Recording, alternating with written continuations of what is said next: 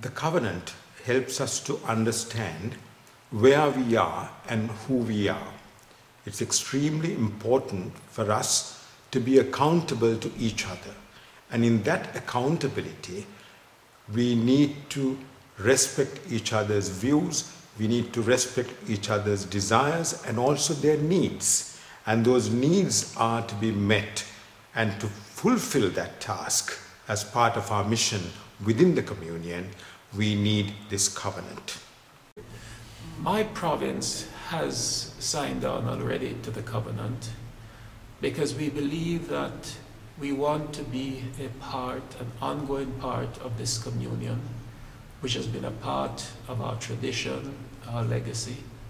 We recognize that there are challenging times, but we believe that the communion is at its best when it can face challenges and stay together rather than separate because we are facing some differences and some challenges.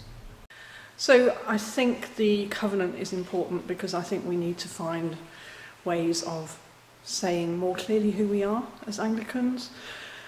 We used to say that around the prayer book. We could still say it a bit more around the prayer book and around our liturgy perhaps, but there are some really important things in the covenant about our shared tradition as Anglicans, our shared mission as Anglicans, and also about committing to each other when we make decisions so that we test out decisions with each other, check out how that's going to affect each other before we go forward. And I see the covenant very much as helping us to engage in a process of almost vocational discernment. How do we see the will of God for the Anglican communion?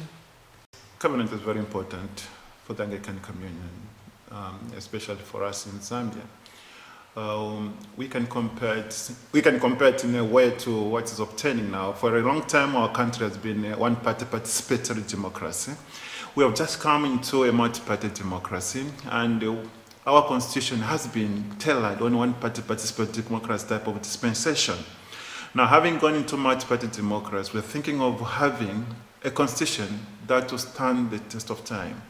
And so the process is now in place, and we hope that that will be a sacred document that will hold the nation together. And in like manner, we are looking at the covenant as something that will hold the Anglican Church together despite our diversity.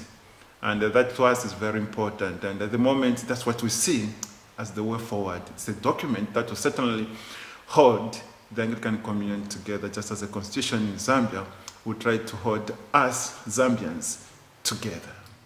And it seems to me that the covenant is a really good way of giving expression of that commitment that we have to one another, and a framework through which we can deepen and strengthen this partnership that we share in the gospel. Well, I'm very happy to speak in support of the covenant. I think it's a very timely development for the Anglican communion. You know, we are a family of churches throughout the world, and we're in communion with one another. And I think that that binds us together in a very special way, and we need to think more deeply about what that means. Because the communion that we have with one another as Anglicans around the world is a gift from God.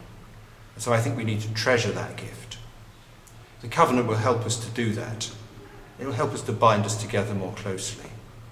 I know that some people are nervous of the covenant, and they think that it's perhaps introducing things that we're not used to as Anglicans.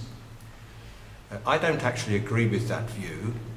I think that the covenant is simply asking us to act in a more Christian way towards one another, in a more loving and charitable way, to show greater respect and concern for each other. We know we are very different, but those differences are honoured by the covenant. Some people are wary of the covenant because they think it's going to introduce some new tests of doctrine or belief. I don't think it does that.